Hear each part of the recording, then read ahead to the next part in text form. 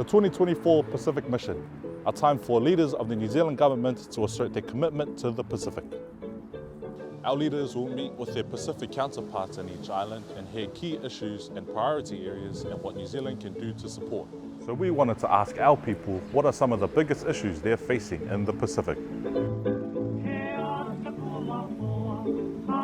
Since the COVID-19, there was an increase of the consumption and also the PPE. That's why we have this overflow.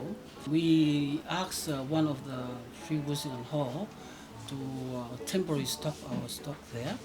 And then now, when building the new warehouse, then we transfer our stock, only the medication that's going to the new warehouse, but not all.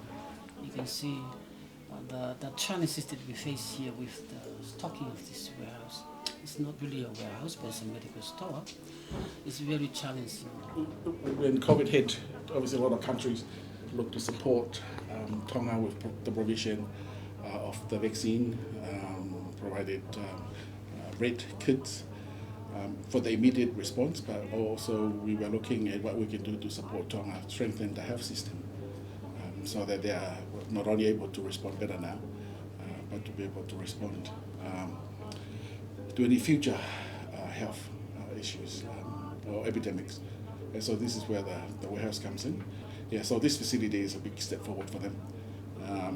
Not only they have more room to store it, but it's going to be temperature controlled, environment controlled inside, so that the temperature is the right temperature for the medicine and the health products. They're going to have bigger space for walk-in fridges and freezers and fridges. New Zealand committed $2.4 million to open the Tonga Pharmaceutical and Medical Facility, a significant upgrade from the old pharmacy we visited earlier. If there's any warehouse that New Zealand are opening here, we really like it. And hopefully what we really need from New Zealand, we'll get it here from Tonga. We crossed over to the Cook Islands, where climate change was among the priority areas discussed between the leaders. I guess what stands out for you on a day-to-day issue-wise in terms of how things run in Cook Island? There's a lot of things happening now, like how you mentioned, we've got the cyclones coming our way. Cyclone Net's gone past, and cyclone, the next cyclone Ofi or Oti. Then we have the trip for the Deputy Prime Minister Winston that's visiting our shores. And then at the same time, we also have some political issues in terms of the by-election that will happen in the Deputy Prime Minister's constituency, our Deputy Prime Minister. We also have big meetings that we need to do, consultations. This is to do with the review of our legislation, Land Act. We need to modernize it. We need to see how does it fit with our modern times, how it affects our people nowadays. So what do you think those issues would be right now for the cooks? Climate change, yeah, quite a big thing here. We can see the effects. So high seas, heat. There's been a lot of it's so definitely my thinking will be about climate change. Well, climate change for the cooks, as it is for all countries across the board, are serious. This has shown to me, while I was in our emergency management office, the importance of early weather warning systems. The use of technology which we have in this room, which wasn't there 10 years ago, is critical for Pacific Island countries to prepare in the event of now ever increasing, ever stronger tropical cyclones and other more extreme weather conditions. Climate finance plays a key role in that. We then headed to Samoa, where Samoa's tertiary education system received a huge boost in support. I think there has been a shortage of specialists in the allied health areas, so the importance of this program is that it was developed, tailor-made to the needs of the stakeholder that we serve.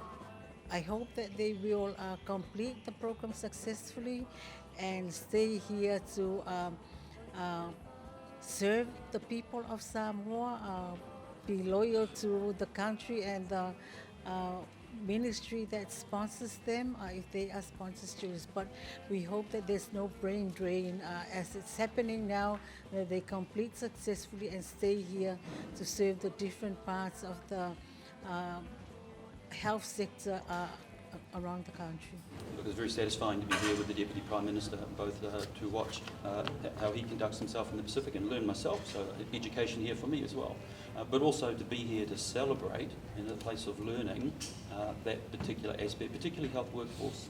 All around the world, health workforce is struggling, and yet Samoa is going to turn on its own domestic health pipeline. How about that? It's a privilege for the Deputy Prime Minister and myself to be here and collaborate with this institution. How important is education and the relationship between New Zealand and how Samoa operates and moves forward in the future? Oh, very important. And the National University of Samoa has working arrangements with different universities in New Zealand. And those have been long-term, and we look forward to them continuing. I'm very pleased that the Prime Minister is visiting because in terms of the New Zealand institutions that have been working with the National University, it's probably good for the new incoming government to have an appreciation of what has been ongoing, and we hope will continue to the future. Manukuo, PMN News.